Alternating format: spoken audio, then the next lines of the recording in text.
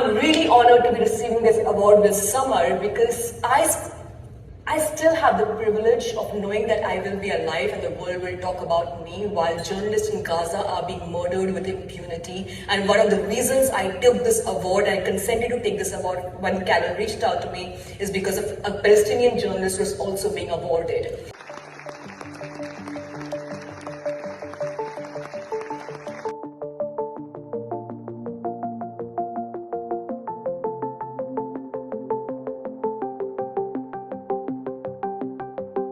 And I will take this moment to talk about my disappointment with the international media, which over the last 1 year has made me rethink journalistic values that we kind of espouse, that we kind of talk about. It's a rules-based order, we are told. It's the neutral journalism organizations are supposed to be neutral. We saw the journalism done during the war on Ukraine, and we saw the terminology. And then you see the same set of people using a very different terminology when it comes to Palestine. Israelis are killed, Palestinians are murdered. Israelis are killed, Palestinians just die.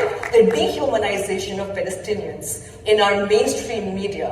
And this is what, when we talk about journalistic neutrality, I think every time you speak about Palestinian voices, the use of the passive voice, when you use Palestinians, I think that has been a moment of shame for each one of us. We are living a Holocaust in our living memory, and the journalists who are bearing witness to the Holocaust are being killed with impunity, and none of us are doing anything about it. But I'm not saying for people in this room, but by and large, if you see, last year in 2023, I was speaking at so many international platforms. I'm in the jury of multiple journalism awards.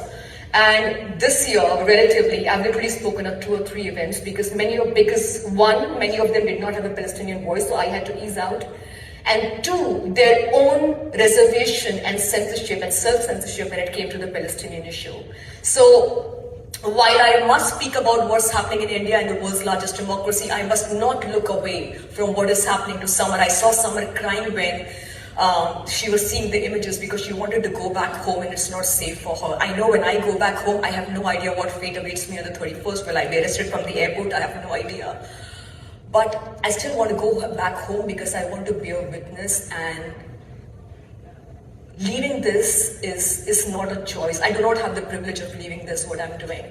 I do know that my pen cannot be silenced. I do know that my pen cannot speak in the passive voice. I do know that my pen will speak for the oppressed and not the oppressor. And I do know that my pen will not try to be popular. It will always say the unpopular truth. For the journalists in Gaza, for the journalists in Kashmir, for the journalists in Sudan, and for journalists everywhere in the world who are the enemies of state, I speak for you and accept this award on your behalf. Thank you so much.